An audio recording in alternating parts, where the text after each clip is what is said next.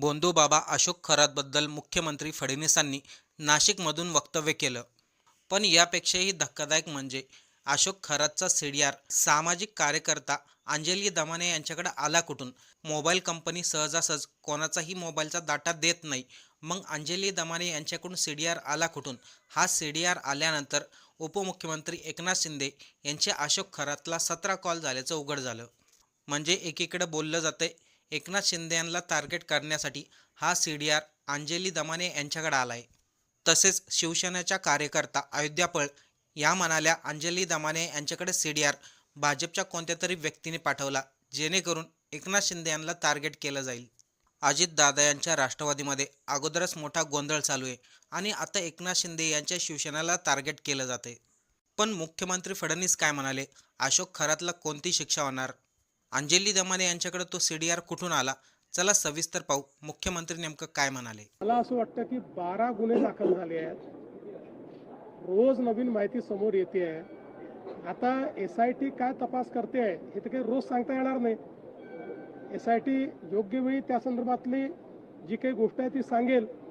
मला असं वाटतं SITवर सर्वांनी विश्वास ठेवावा. SIT उत्तम काम करते. खरात प्रकरणातले व्यवहार सगळे ईडी चौकशी होणार का व्यवहारांची, आणि दुसरं म्हणजे सरकार जमा होणार का? असं आहे की निश्चितपणे याची ईडी चौकशी होणार. त्या संदर्भात ईडीने या गोष्टीचं संज्ञान घेतलेलं आहे. जी काही मला माहिती आहे त्या संदर्भात त्यांनीही याची कारवाई सुरू केलेली आहे. एकदा जमीन त्या ठिकाणी आयडेंटिफाय झाली की नियमानुसार त्यात जे जे करायचं ते आम्ही करू. अंजली दमाने यांना एक सीडीआर मिळालेला आहे आणि त्यावरून आता आरोप प्रत्यारोप होत आहे. बघा, पहिली गोष्ट तर अशी आहे की अशा प्रकारचा सीडीआर हा प्राप्त करून घेण्याचा कोणालाही अधिकार नाही. तो फक्त या ठिकाणी जी काही जांच एजन्सी आहे, जे तपास करतायत त्यांनाच तो अधिकार आहे. त्यामुळे असा हा सीडीआर कशा पद्धतीनं लीक झाला, तो कोणी लीक केला, या संदर्भातली चौकशी राज्य सरकार करेल. मला असं वाटतं की या अशा प्रकारच्या सेन्सिटिव्ह केसेसमध्ये शेवटी केवळ आरोप प्रत्यारोप करून चालत नाही. ज्यांच्या विरुद्ध सबळ पुरावा असेल त्यांच्या विरुद्ध या ठिकाणी काम होईल.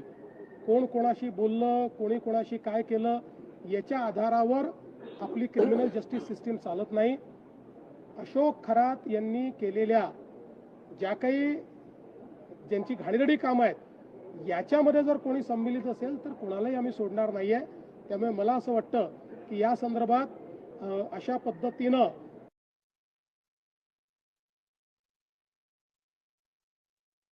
आणखीन एक नाशिकमध्ये घोटाळा गुन्हा दाखल झालेला आहे. फक्त गुन्हे होतात पण कारवाई होत नाही असं सुद्धा एक आरोप केला जातो. गुन्हा झाला तरच कारवाई होईल. कारवाईची पहिली स्टेप ही गुन्हा दाखल करणं आहे. त्यामुळे ज्या ज्या लोकांनी चूक केली असेल त्यांच्यावर गुन्हा दाखल होईल आणि त्या त्या गुन्ह्याच्या तीव्रतेप्रमाणे जे काही कायद्यामध्ये दिलेलं आहे त्याप्रमाणे पुढची कारवाई होईल. अखिल भारतीय संत समिती जी सनातन विचार परंपरेतील 127 संप्रदायांचं एकत्रितपणे हे संघटन आहे आणि त्यांनी कुंभमेळ्याच्या पार्श्वभूमीवर नाशिकमध्ये आपली बैठक घेतली. त्या बैठकीमध्ये मी आज आलो होतो. 2 दिवस ही बैठक या ठिकाणी चालली. विविध विषयांवर जी काही चर्चा आली त्यातला एक निश्चितपणे विषय हा निर्मल गोदावरीचा विषय होता आणि आपण काय काय करतोय कुंभाच्या निमित्ताने हे मी या बैठकीमध्ये साधू संतांनाही लक्षात आणून दिलं. विशेषतः आपली गोदावरी ही निर्मल वाहिली पाहिजे, ती अविरल वाहिली पाहिजे. या दृष्टीनं आपण जे काही आता कामं सुरू केलेले आहेत, वेगवेगळ्या प्रकारे जो काही घाण आहे ती ट्रॅप करून आणि स्वच्छ पाणीच केवळ गोदावरीमध्ये जाईल हे जे काही आपण काम हातात घेतलं आहे, घाटांचं विस्तारीकरण आपण हातात घेतलेलं आहे, या सगळ्या गोष्टींची माहिती आणि कुंभमध्ये एकूणच आपण काय करणार आहोत याची माहिती पण दिली. आणि मी त्यांना विनंती देखील केली की कुंभमध्ये हा कुंभ काही सरकारचा कुंभ नाही, हा आमचा कुंभ नाही, हा साधू संतांचा आणि आखाड्याचा कुंभ आहे. आमचं काम व्यवस्था करणं आहे. त्यामुळे आम्ही चांगल्या व्यवस्था करण्याचा प्रयत्न करू आणि संतांनी आम्हाला मार्गदर्शन करावं अशा प्रकारची विनंती मी त्यांना केली आहे. सर, या संपूर्ण कुंभमेळ्यामध्ये ज्या पद्धतीने प्रयागराजमध्ये अनेक ढोंगी बाबा आलेले होते, अशा लोकांवरती कारवाई करण्याची आणखीन एकदा मागणी आजच्या बैठकीत झालेली आहे. नाही, निश्चितपणे साधू संतांनी एकतर ज्या प्रकारची कारवाई महाराष्ट्र सरकारने गोंधूबाबांवर केली त्याचं सगळ्यांनी अभिनंदन केलेलं आहे. त्याकरता त्यांनी महाराष्ट्र सरकारचं स्वागत देखील केलेलं आहे आणि अपेक्षा व्यक्त केलेली आहे की जे लोक या ठिकाणी आस्थेचा गैरवापर करून आणि या संपूर्ण संत संप्रदायाला सनातन विचाराला कलंकित करण्याचं काम करतात त्या सर्वांवर कारवाई झाली पाहिजे. निश्चित तशी कारवाई आम्ही करू. आपल्या संपूर्ण कामाचं सुद्धा कौतुक केलं. देशाचं नेतृत्व करण्यासाठी जे काही मोजके नाव आता घेतले जात आहेत त्यात तुमचं नाव आघाडीवरती आहे. एक अशा पद्धतीने सुद्धा आघाडीवर वगैरे असं त्यांनी नाही सांगितलं. त्याच्यामुळे मला असं वाटतं की अशी काही बातमी तुम्ही करण्याचा प्रयत्न करू नका.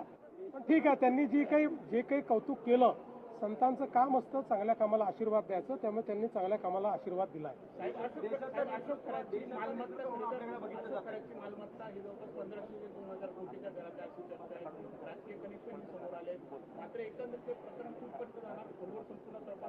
याचा पूर्ण तपास आम्ही करणार आहोत. त्यांनी जे वेगवेगळे अकाउंट उघडलेले आहेत तेही आमच्या लक्षात आलेले आहेत. त्यांचे जे ट्रान्झॅक्शन्स आहेत ते ट्रान्झॅक्शन्सही लक्षात आलेले आहेत आणि आता लोकांचा कॉन्फिडन्स वाढल्यामुळे लोक समोर येऊन माहिती देत आहेत. SITकडे भरपूर माहिती येते आहे. त्यामुळे ही सगळी पाळंमुळं जी आहेत ती खोदल्याशिवाय आम्ही राहणार नाही.